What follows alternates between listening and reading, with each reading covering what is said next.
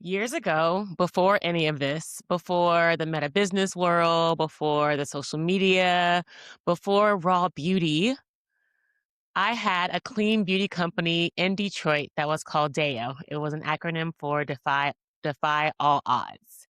And I hired this woman to help me figure out how to actually get people to fall in love with the brand and not just buy it. I wanted people to actually love it. Okay. And so fast forward to now, she's now the author of an international bestseller called Brand Love. And it's a whole framework on the 8 stages of how humans actually fall in love with brands. And I'm sitting here today, years later, having recently launched my second clean beauty brand. So when she reached out a few weeks ago and asked for a testimonial, I told her, let's do better. Okay. I was like, let's do better than a testimonial. Come on the MetaBusiness Millennial podcast and let's just catch up and talk. And so we are here and we really want to just talk about what we've actually built over the years. And this conversation is part reunion, part masterclass, part full circle moment. Okay. I kid you not. So welcome to the show, Lydia. It's so awesome to have you here today. Thank you for having me, Erin. What an intro. I didn't expect all of this. Yes. It's just Yeah. like at this stage of my podcast, there is so much alignment. It's just really beautiful. So I'm just so glad that I can have an intro like that and actually be real, I love that. right? All I'm right. all for it. So without further ado, I want to jump into the questions here. I really want you to give the audience a version of you that doesn't fit in a bio. Okay. So where Mm, did you actually come from? And what road did you take to get here? where did I actually come from? That's such a big question. I feel like I have to start all the way at like birth. Literally. Um, yes, for sure. So I was born and raised in Germany. I spent half of my life there. Um, and then came to the US right after high school. And really to reunite with my family. So it was my parents and my sister and I came over from Germany. A lot of our family, really all of our family, has lived in Michigan for decades. And so we were kind of the only family still in Germany. And so we made our way across the ocean. And, the rest is kind of history. I've been in the US since, even though I will say 10 years ago, and this was right before we met, Aaron. I decided to go back to Germany for a couple of years to go to grad school. And so that, was it's a very personal journey, but it was also, the business journey that brought me to Blended Collective, which is right around the time we met. So yeah. And this is not us. I really am just curious, like, if most of your family was in the US, what brought your parents to Germany? That's just so rare because your background's Middle Eastern, you're in Germany. Like, this is really like, I would just say unique situation. Yeah, for sure. So I'm Chaldean and my family at the time, for the most part, moved over from Iraq to the US, to Michigan. And my parents ended up in Germany. And Oh, so that's a longer interesting. story, but they were in Germany and so wanted to stay there temporarily and fell in love with just being there and creating a life for themselves. And, they were always very social. And so had a great group of friends and really like their friends turned into family in a way. And so, the 3 years that they wanted to stay there turned into 20 years. My dad That was there is for insane. 30. That's Yeah. insane. Okay. Yeah. So getting back on script. So you and I met in the very early days, of course, of my entrepreneurship journey and the my first beauty brand, which to this day is still my baby. Like Deo was so much built on my own hair journey, was built on my own story, was built on my own struggles, if you will, with my identity and my natural hair. And it's just so awesome that I'm wearing my hair naturally curly today. I'm not. 'Cause I've been wearing extensions or braids or all kinds of stuff. And so I want you to just recall if you can, what do you remember about Dale? What do you remember about working with me? So I remember, so this was either late 2017 or 2018, right? Mhm. I think it was in year 1 of Blended Collective. Literally, it was exactly that time period. Yeah. Yeah. So I was in year 1 of Blended Collective, was still working on building and growing my portfolio with different clients. And so I had also just come back the year prior from Germany after my 2 years there. And I had just wrapped up a project with L'Oreal. Oh, that's right. Working there, yeah, I was working there for 6 months in the hair care department, doing product marketing for Garnier Fructis, and I also wrote my master thesis with them on the topic of relaunching a hair care brand in the German market using the concept of brand love. So I had to share that because, the way I came to you matters.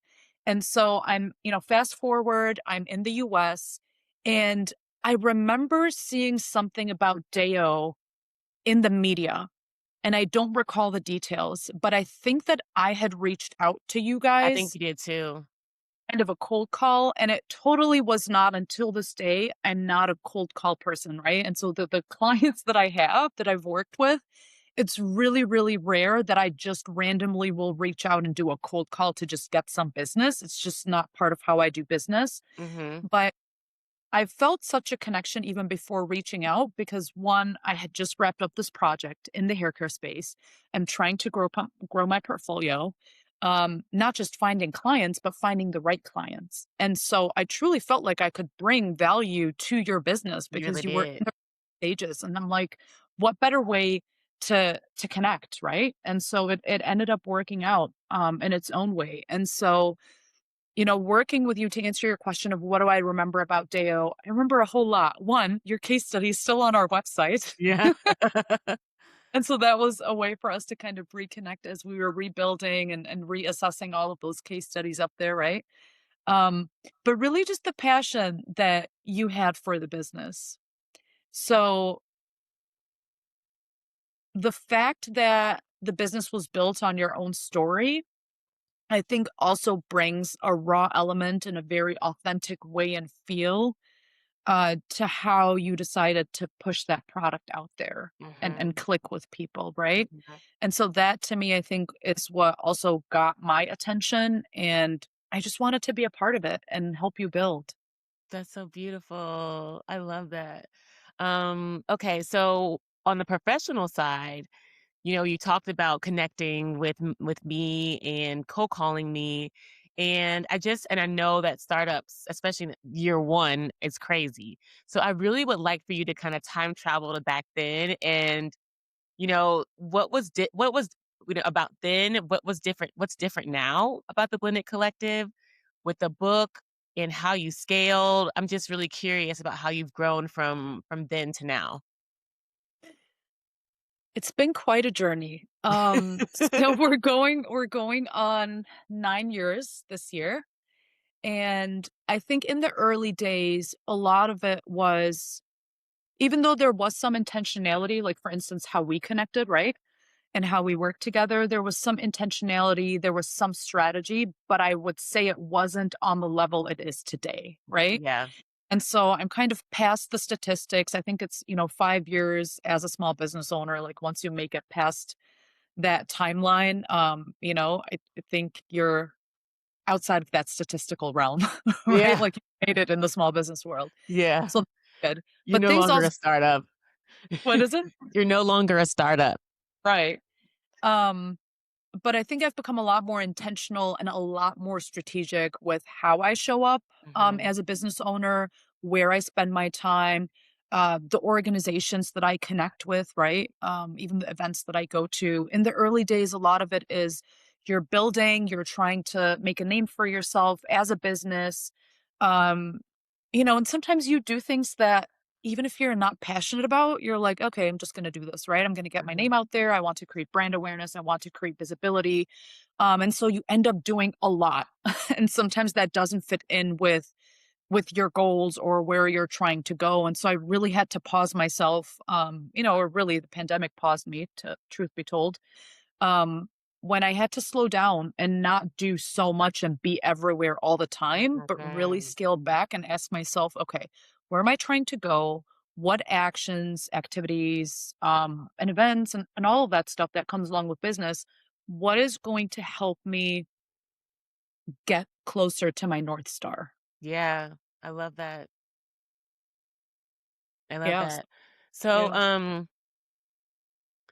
when you think about brand love, and I'm sure it has something to do kind of with this North Star piece because, um, a lot of times, and I have to just want to caveat before I jump into more questions that the pandemic was a super pause for the whole world. Yeah. And I believe that in many ways, this year too, I guess it's been like 5, 6 years, you can say, since the world started opening back up, or let's just say 5 years. And we're kind of like reflecting too, like, wow, like what what has life been in the past 5 years is kind of another one of those kind of pregnant pauses. And I really would like for you to, and as you're thinking about kind of like your North Star, how would you define brand love? And, especially for someone who's never heard the term before, I really would like to understand, like, not the textbook version, but really the raw at the dinner table. What is brand love? Yeah. It's funny you say not the textbook version because I don't know that there is a textbook version. So a few years ago, when I wrote the book in 2022, I was doing a lot of research as part of my writing, and I even went back to my work that I had done with L'Oreal, where I kind of did a deep dive really into brand love. And there is no textbook version. I kind of had to create my own version when I wrote the book, and so I came up with a few different definitions. But in the simple term, brand love is really this emotional connection between a brand and a customer. And if you dive a little bit deeper, it's the connection that is built on desire and affection.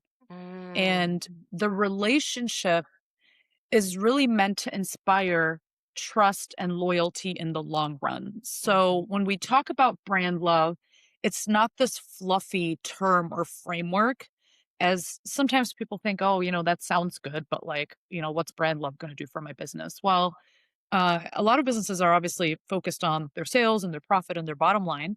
But really, what's going to inspire all of that is, are you able to build long term relationships with your customers? mhm, Are you able to maintain that? Are you able to build trust? And even beyond loyalty, are people advocating for you and your business and what you're doing, mhm. right? So there's so many things that define brand love, or even brand love drivers that I've defined that help you get to those different levels and stages. I love that. And that's exactly how I operate as as a customer and also as a business owner. And certainly on the customer side, the loyalty that I have to certain brands, particularly Gucci. Everyone knows I'm a Gucci goddess. But there is that emotional connection and, like the Coca-Colas of the world where people are genuinely like love these brands. Yeah. And as you talk about the concept. I'm so glad that you kind of were able to really articulate what it means without using jargon so that anyone could really understand. But we know that in your book, you did obviously have to define it, and there is this 8-part framework. So, could you walk us through those 8 parts in a way that's really simple and digestible for our listeners? Yeah, absolutely. So, and I don't think that the framework or the 8 brand love stages was really a way to reinvent what's already out there, right? You've Hmm. probably seen a lot of different marketing frameworks, and this one is built similarly, but with brand love in mind, right? And so, we start with the awareness, familiarity, likeness, trust. All of those things happen in the early stages because without them, you you can't really connect, right? If somebody doesn't even know that you exist, they're not familiar with you, they don't like you, they don't, all of those things are in the early stages. And that kind of helps us build that brand desire, right? So being able to build brand desire for your core audience is really important because especially when you're in the early stages of your business, it's difficult to build brand desire for everybody because it's also expensive and it requires a lot of resources.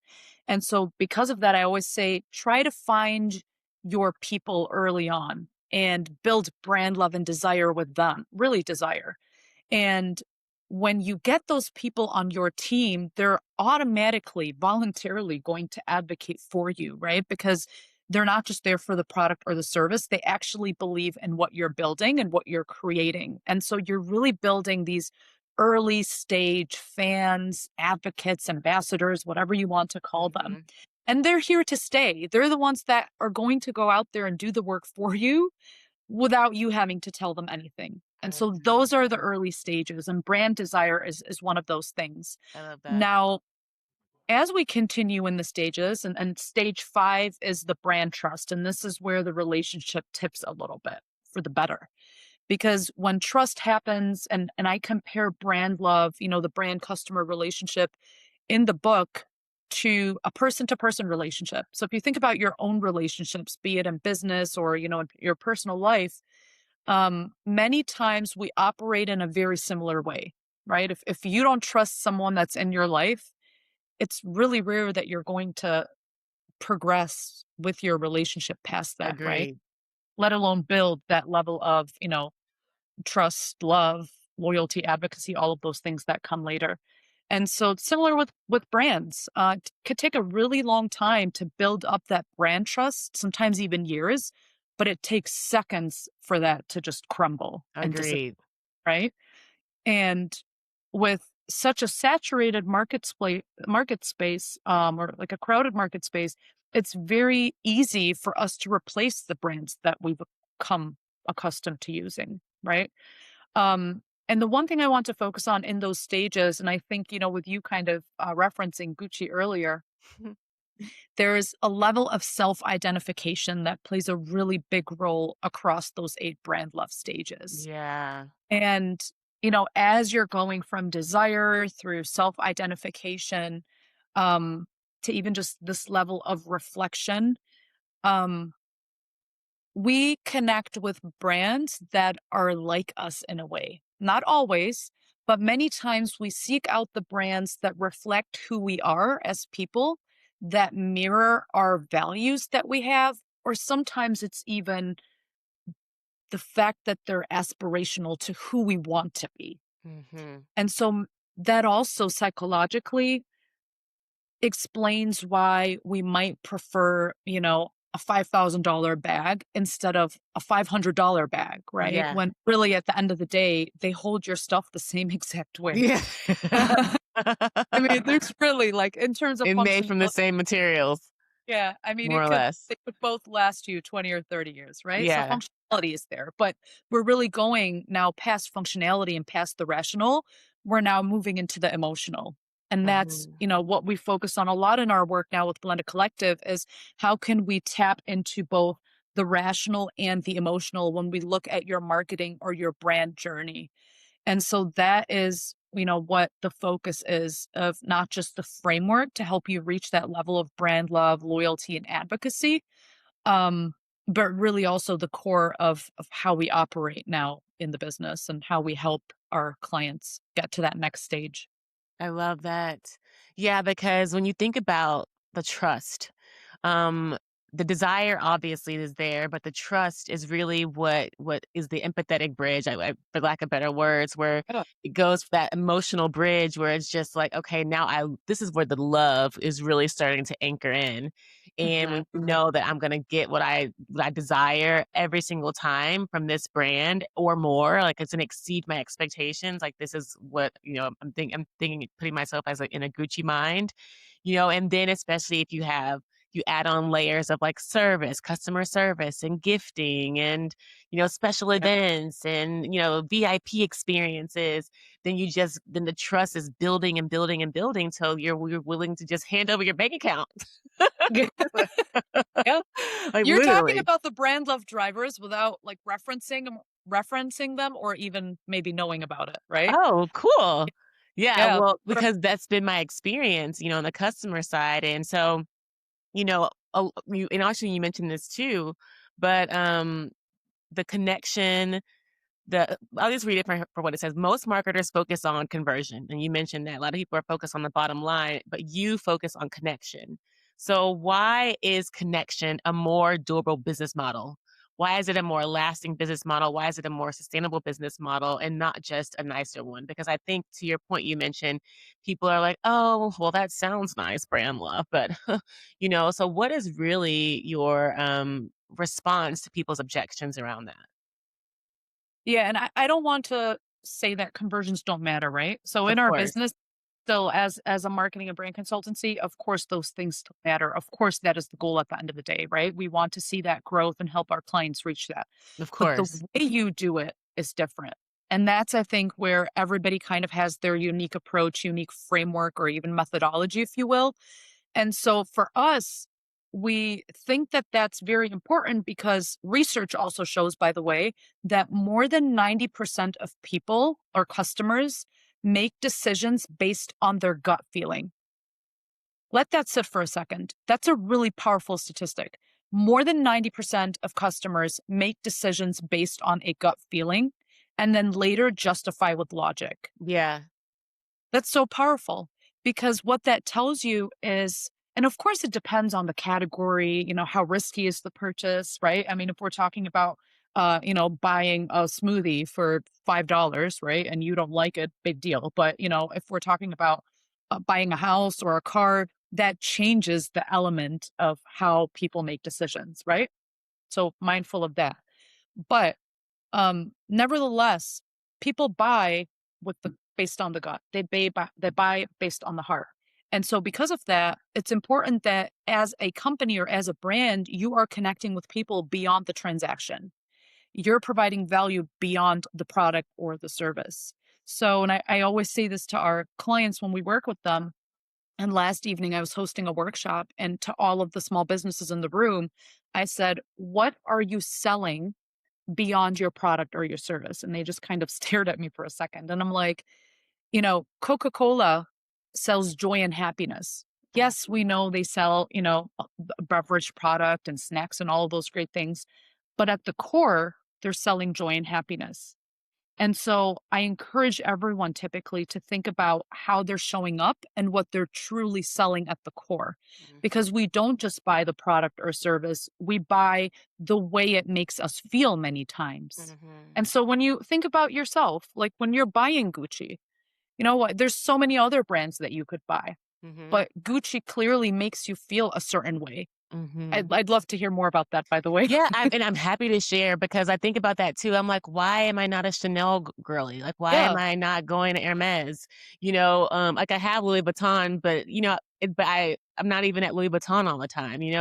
And I think for Gucci, it is the sensuality, the sexiness is what I think about when I think Gucci. Um, I used to work in the fashion industry before I went to grad school, and that back in that time, I used to go to a lot of fashion shows, and that was the era of Tom Ford. And I feel like Versace too kind of carried that energy, but a little bit before my time. But it really was definitely to me a more fashionable fashion house.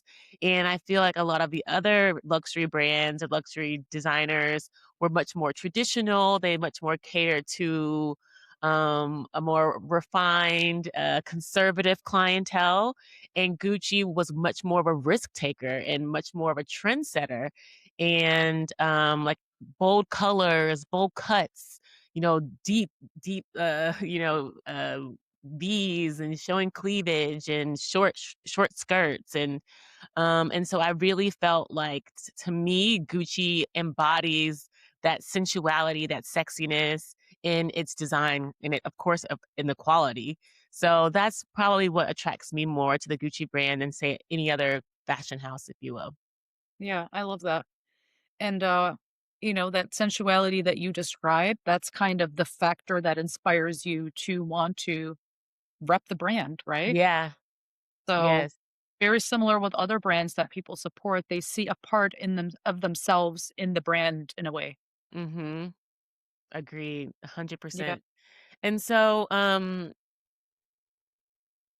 I guess this is when we're talking to you I was a good example of kinda sharing why I love Gucci, but I would love to hear from you, like, what's the difference between a customer who likes a brand versus a customer who actually loves it? What's the tell? Like, what's the differentiating factor there? Yeah. I think the way you show up for the brand and the way you support it, meaning that if I like something, I might buy it sometimes, right? I might also have other options there. Mm, But when I love something typically, and regardless of premium pricing, pricing going up, if I truly love something and I know it has a space in my life, then I'm going to support it and buy it no matter what. mm, And so, product went up a dollar or 2. I don't really care because I've already done my research and I know that this is the stuff that I want to use, right? mm. Or I believe in this so much, and it could be the quality, it could be, the way customer service takes care of me, could be a lot of different factors. The way it makes me feel, it could be a combination of all of those things. But that I think is really what makes you stick around. I Um, agree. and then going beyond that, right? So even just word of mouth, the best way of marketing. When we like something, especially as women, we tend to share it with our friends, our aunts, our moms, or, just everybody. And we want other people to also have a really good experience. And so we share more of that. That I think is also a difference between liking and loving a brand is Mm, that kind of joins in and surpasses the loyalty because sometimes you can stop at loyalty.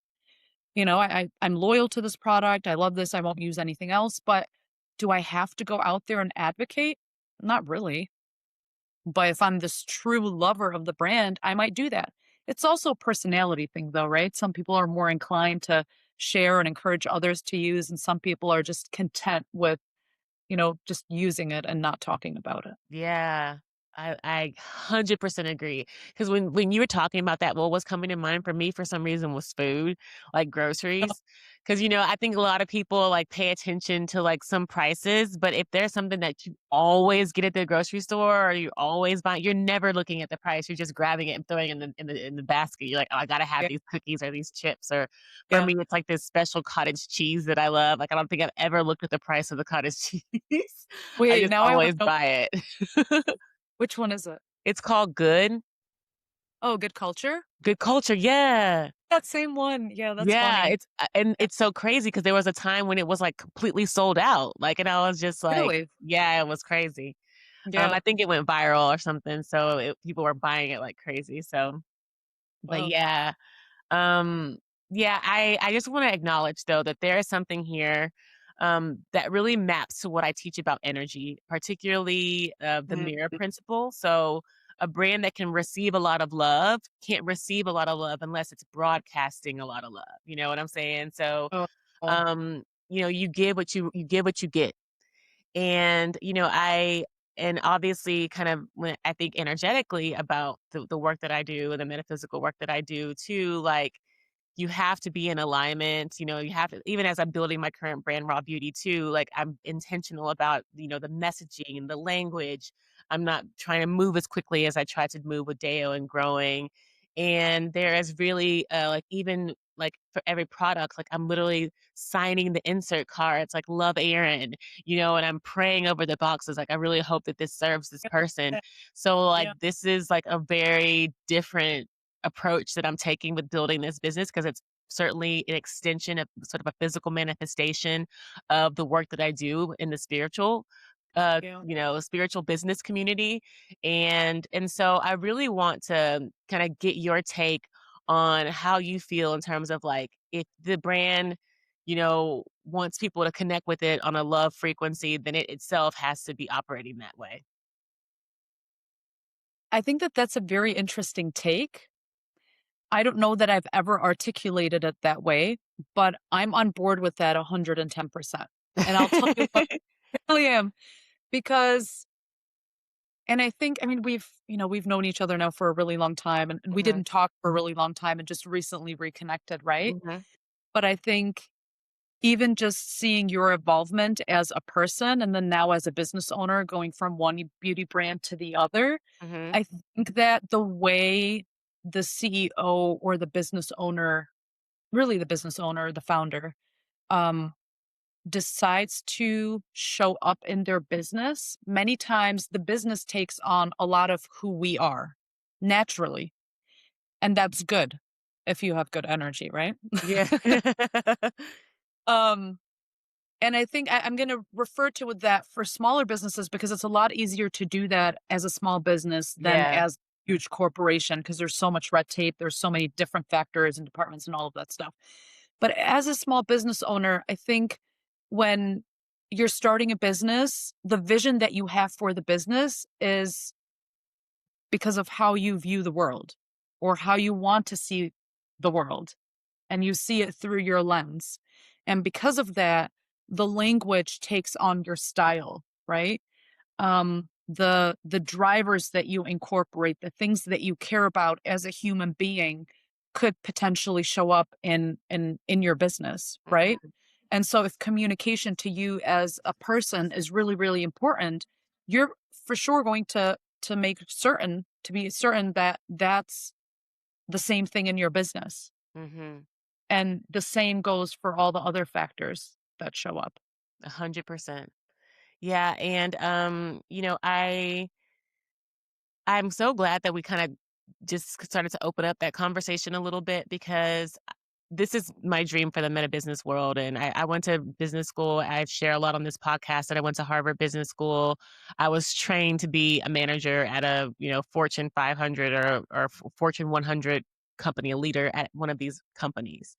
And it's interesting that you mentioned that a lot of these bigger companies aren't able to have that kind of impact on their products and their offerings because of the politics or, the culture of the organization. But this is exactly why the meta business world was created so that we can start leading and growing these small businesses that will Mm. eventually be the large businesses of the future with that intentionality, with that promise that we care about the end customer, that we care about the quality of our products, that we care about the quality of our production, that we care about the ingredient structure. And we're not just here to push things as quickly and fast as possible.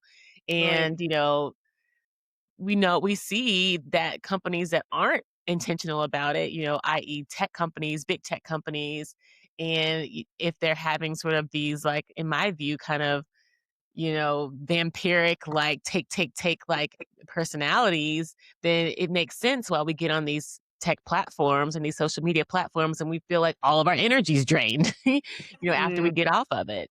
It's not actually adding unto us and adding unto our lives. So I think that's really beautiful that we're having this conversation around what a small business can do because eventually that small business becomes a medium business and then that medium business becomes a large business. All these massive unicorn billion-dollar companies started small at some point. So yeah, I think right. that's really beautiful that we're having kind of that kind of view of what's possible now into the future. Yeah, Mhm, agreed. mhm. So cool. And so I would like to ask one last question, and then we're going to get into our lightning round. For my audience, we have a lot of high achieving entrepreneurs, a lot of high achieving women here who are building, in my view, purposeful, soul led businesses. What's your one piece of advice for building something that people will actually love and not just buy from you? And this, I hope you can address both service businesses as well as product businesses for these women.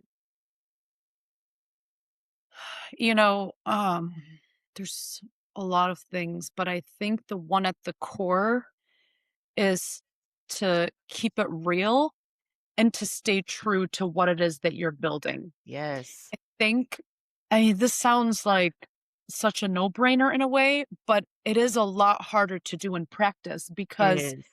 especially when you're starting out, you have all of these examples around you, both good and bad, and you're like, "Well, I can do a little bit of this, and oh, this worked out for them really well, so let me incorporate that into my business." And there's nothing wrong with being inspired and integrating things and learnings or successes and failures from others, right? To help you build the business. That's not what I'm talking about. But I'm talking about don't try to be another business. Don't try to be another founder because that's when you're going to attract the wrong people and the wrong customers because Yeah. that's not sustainable. So truly staying true to your vision and where you're trying to go and what you're trying to build, but also staying true to how you want to do it. Because that is typically what sets you apart from everybody else. That's the reason why you start. I remember when I started Blended Collective back then, I got, and I don't think I've ever really talked about that publicly, but I received quite a bit of backlash. It was a little bit of family, but it was a little bit of industry, which was really discouraging in the early days. Like people would say, "Oh, why are you starting a marketing and branding company? That's such a saturated space. You couldn't start a worse company." And I'm like, "But I'm going to do it my way and I have a vision for it that I haven't seen out there and I'm going to do it differently." Right. And so sometimes you don't, it's not about reinventing the wheel or creating a new product or a new service. You can do things that other people are doing, but you want to do it better. You want to do it different. You want to do it with your type of approach. Right. And even in Yes. the industry, same backlash. I remember like early days I would show up at these I'd have a booth at an event and there's this like marketing company that was killing it and they were right next to me and they come up to me and they're like, "Oh, but like who are you?" Like, trying to bring out that insecurity in a way of like, "Who are you?" and like why do you, they didn't really say this, but the feeling and the energy, speaking of energy, really said to me, like, "Why are you here? Like, why do you think you deserve to be here?" And, Mm, like, it was just very it wasn't kind. Let's just say it that way. It mm, wasn't kind, and it always stuck with me. And a few other scenarios like that happened in my early days, and it could have really discouraged me from continuing because it was hurtful in a way, right? But I had to remember why I started, where I was trying to go, how I wanted to do things differently, and I leaned into that strength and into that power, and mm, I chose kindness in all of those situations where I could have responded with anger and all of those things and negativity. I mhm. actually chose kindness.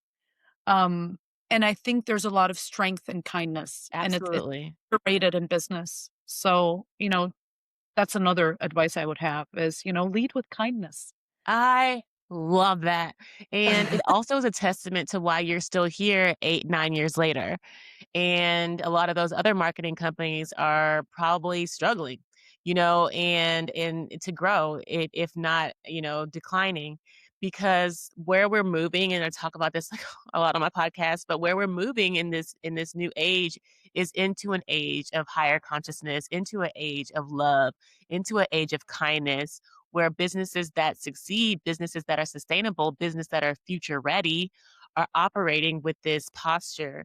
They're not competitive. They're not trying to stab you in the back. It's not cutthroat anymore. It's really a different way of operating, a different way of being. And Lydia is the embodiment of that. And I 100% agree with her recommendation around stay true to who you are. And I have to just, have a testimony here around, even though I thought that I was being so authentic and being myself, I had been really investing a lot heavily into social media and becoming like a social media influencer and thinking that social media was going to be my primary driver of my business. Here I am 6 years later, and I have to say that it has not been that way. Like, I've gotten most of my clients, most of my relationship building in person, soul to soul. And wanting to, look like a lot of these women, designer, vacations, you know, flashy images, sexy images, and I thought this was the way that I needed to perform in order to be successful, in order to be received by the broader, collective. And the whole time I'm thinking I'm being authentic to myself, but in many ways still looking outside of myself for what I needed to do to be successful. And so I think that, sometimes we have to take a hard look and a close look and a kind look, a non judgmental look at ourselves and ask, is this really serving me? Is this really serving my business? You could like to do it, which is one thing. Actually enjoyed doing it for a long time. Right Yeah. now, it's just not aligned. But then is it really serving my business is the real question. And you have to be honest with yourself and really determine, it really is. And I think I'm trying to be like somebody that else. I'm really not being true to myself. And Mhm. so I think that's just such great advice. Thank you so much, Lydia. Thank you. Yeah. Yeah. Okay, so now we're going to get into the brand love rapid fire questions. And so the first one is, can you name a brand that you love right now that Uh-huh. nobody's talking about? Oh, um, so I have a couple of different answers only Yeah, but because quickly. one brand that I've seen that I think is very interesting that is reviving a boring category is hot girl pickles. Oh, I think the company is called Good Snack Company or something like that, and their signature product so far is hot girl pickles. And I found them on social, and I was like, what a way to revive a low involvement, low engagement category, yeah. pickle. So yeah. Hot girl pickles, y'all. Okay, if brand love were a song, what would be the genre? Ooh. R&B and soul. Ooh, I like that See, like R&B it's and taking soul. on my personality. I can't control that. Nice. Yeah. Um, the one brand whose story has made you cry. Ooh. Really? Ah, I don't know if I have one on the spot, Erin. That's an answer. Yeah, I don't know. I'm Okay, trying to cool. think really hard. Yeah. Okay. Maybe do it. And last one, because I was there with you. Can you speak to Detroit in 3 words? Ooh. Resilient, creative, and innovative. Resilient, creative, and innovative. Yeah, That's it. Detroit. Awesome. Okay. That was awesome rapid fire round. Yeah, good. Mine I as feel well. like you're gonna be thinking about that brand who made you cry later. You're gonna be I'm like, I'm gonna get back to you on that one. yeah. Awesome. Well, this has been such a fantastic episode. I literally have goosebumps. I think I really wasn't expecting us to go this deep into brands and love and Really? marketing. I didn't know that it could be this, of course we talk about the emotional aspect of it, but this was really, really fantastic. And I think that people are going to get a lot of value out of this. And I would love for people who are interested in working with you, interested in learning more about brand love, or just even buying the book. Can you share a little bit more about how they can get in touch with you and support your work? Absolutely, yes. So our website is our home online, so blendedcollective.com. Of course, you can connect with us on socials, LinkedIn, and Instagram. And the book is available anywhere you can get books. Can easily find it on Amazon. And yeah, Awesome. Cool. And the book is called Brand Love if you didn't get it by now. So you yeah, can find the book on Amazon called Brand Love. And again, Lydia was one of the key instrumental players in me building my first company, DAO Detroit, which is now rebranded into Raw Beauty. And I could not be appreciative enough. I could not be in a better mode of appreciation than now to have this full circle moment with you. So I just want to thank you so much for being here. thank you so much for reconnecting and for bringing me on this podcast. I'm super excited. Yeah. And for all of those that are eager to learn more about me, you can find me across social media at I am Erin Patten. Of course, you can also connect with my work at my website, erinpatten.com. And if you want to see more about Raw Beauty, that we're talking about the spiritual manifestation of the physical manifestation of my physical manifestation of my spiritual work, you can go to my beauty website, Raw Beauty, rabeauty.co, and you can see my products there and learn more about my journey to now. And without further ado, I want to thank you all for joining us for today's episode of the MetaBusiness Millennial podcast. We love you so much. If you haven't already, subscribe to the show, share this with a friend. We want to hear from you in the comments. And until next time, much love and light. Peace. Bye. Did you really love this episode of the Meta Business Millennial podcast? Well, I am honored, and I appreciate you subscribing, leaving a review, and sharing it with your friends, because your feedback allows us to co-create more enlightened conversations. And if you're interested in growing your soul now, head over to my website, erinpatten.com, to find all the show notes, links, and free resources to get your energy activated today. In the meantime, stay bright, my friends. Much love and light. Peace.